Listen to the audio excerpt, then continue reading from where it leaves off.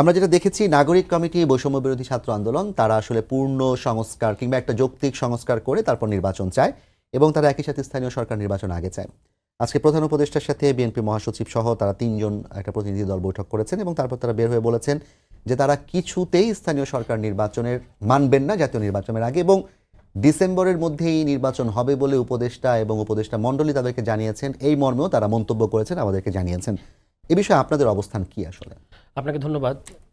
আপনি যেটা বলেছেন, আমাদের অবস্থানটা ছিল যে এখনও আছে যে স্থানীয় সরকার নির্বাচনটা আগে হওয়া দরকার। কারণ হচ্ছে যে স্থানীয় প্রশাসনে একটা শূন্যতা বিরাজ করছে এই মুহূর্তে, জনপ্রতিনিধিদের হাতে ক্ষমতা যাওয়া উচিত।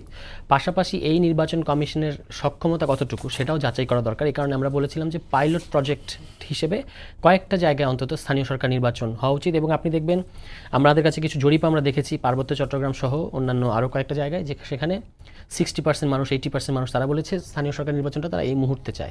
পাশাপাশি আরও একটা ব্যাপার হচ্ছে যে আপনার জাতীয় নির্বাচন যদি দলীয় সরকারের অধীনে না হয় তাহলে স্থানীয় সরকার নির্বাচন কেন দলীয় সরকারের অধীনে হবে? এখানে অনেকগুলো বিষয় আছে, যেমন প্রতীকের প্রশ্ন আছে। আমরা বলেছি যে দলীয় প্রতীকের অধীনে নির্বাচন না হোক।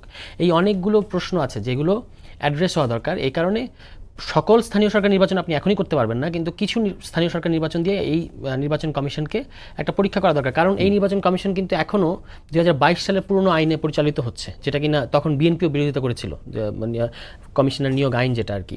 তো এই বিষয়গুলোর কারণে আমাদের কথা ছিল যে স্থানীয় সরকার নির্বাচনটা দেওয়া হোক, অন্তত কিছু দেওয়া হোক, যাতে করে আমরা দেখতে পারি যে নির্বাচন কমিশনের ব্যাপারটা কি। এইটা একটা। আর দ্বিতীয়ত হচ্ছে আপনি যেটা জাতীয় নির্বাচনের প্রশ্নে বলেছেন, আমরা ডিসেম্বর কি জুলাই এভাবে বলি নাই। আমরা বলেছি যে সংস্কারগুলো হতে হবে, মানে যে সংস্কারগুলো মানে কমিশনের রিপোর্টগুলো আছে, যেমন মেজর সংস্কার কমিশন অন্তত আছে 6টা।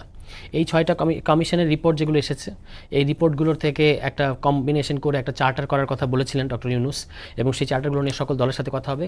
তারপর তারা বলেছেন যে স্বল্পমেয়াদী, মধ্যমেয়াদী, দীর্ঘমেয়াদী 3টা মেয়াদে এই সংস্কারগুলো হবে এবং তারপর ইলেকশন হবে। এবং এইটা কিন্তু মানে এমন না যে ইলেকশনটা 2040 সালে চলে যাচ্ছে, মানে এটা ওই 2026-এর জুনের মধ্যে যে টাইম ফ্রেমটা দিয়েছে সরকার তার মধ্যেই।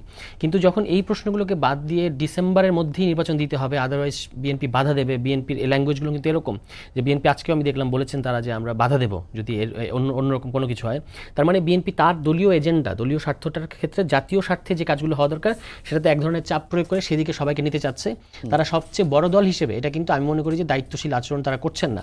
এই সংস্কারগুলো যেমন ধরুন একটা বিষয় আছে যে আপনি কি, যেমন বিএনপিরই আছে 62 দফা সংবিধান প্রস্তাব, সংস্কার প্রস্তাব।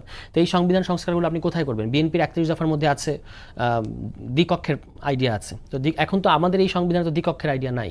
তাহলে আপনি কিভাবে এই সংবিধানের অধীনে নির্বাচনে গিয়ে দ্বিকক্ষ কিভাবে আনবেন? কিংবা যে 100 সংরক্ষিত এখন যে নতুন নারীদের যে আসনের কথা বলা হয়েছে, এই কারণে সংবিধান সংস্কার করাটা কিভাবে করবে, কারা করবে, এটা একটা খুব গুরুত্বপূর্ণ প্রশ্ন। সেই কারণে আমরা বলেছিলাম যে এটা আপনি গণপরিষদ নির্বাচনের মধ্য দিয়ে করেন, সেটা আপনি ডিসেম্বরের মধ্যেই করেন, অসুবিধা নেই। অর্থাৎ এমন একটা নির্বাচন যে নির্বাচনের মধ্য দিয়ে যারা নির্বাচিত হবেন তারা প্রথমে গিয়ে গণপরিষদকে সংবিধানটা আগে সংস্কার করবেন কিংবা সংশোধন করবেন, যাই করবেন, তারপরে ওইটা শেষ হলে ওইটা নিজেদেরকে তারা আইনসভা হিসেবে ঘোষণা দেবে। এই হচ্ছে আমরা এভাবে বলেছিলাম। কিন্তু আমাদের যেটা দেখতে পাচ্ছি, বিএনপি এই সংবিধানের অধীনেই একটা সংসদ নির্বাচন চায়, অর্থাৎ তারা সংস্কারগুলোকে কিন্তু আসলে করতে চায় না। এবং এখন একটা কথা হচ্ছে তারা বলছে যে নির্বাচিত সরকার ছাড়া সংস্কার হবে না। এটা কিন্তু কথাটা কিন্তু ঠিক না, দুটো কারণে ঠিক না। একটা হচ্ছে ঐতিহাসিক কারণে ঠিক না, আর একটা হচ্ছে পদ্ধতিগত কারণে ঠিক না। ঐতিহাসিক কারণে ঠিক না যে আপনি যদি 3 জোটের রূপরেখার কথা আপনার মনে আছে নিশ্চয়ই, 3 জোটের রূপরেখা কিন্তু সবার আগে ভায়োলেট করেছে বিএনপি। তারপর হচ্ছে 29টা টাস্কফোর্স হয়েছিল শাহাবুদ্দিন সরকারের আমলে সংস্কারের উদ্দেশ্যে, একটা সংস্কারও বিএনপি করে নাই। এই ঐতিহাসিক অভিজ্ঞতা কিন্তু আমাদের আছে। দ্বিতীয় প্রশ্নটা হচ্ছে পদ্ধতিগত, যে আপনি নির্বাচনের উদ্দেশ্যে কিন্তু সকল সংস্কার হচ্ছে না, সংস্কারের একটা অনিবার্য ফলাফল হিসেবে নির্বাচন আসবে।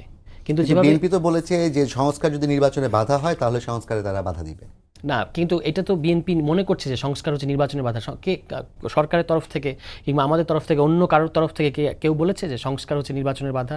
সংস্কার শেষে নির্বাচন হবে, এটা প্রত্যেকেই বলছে। যৌক্তিক সময় নির্বাচন হবে এবং সেই টাইমলাইনটা তো আমাদের কাছে আছে 2026-এর জুনের মধ্যে সর্বোচ্চ।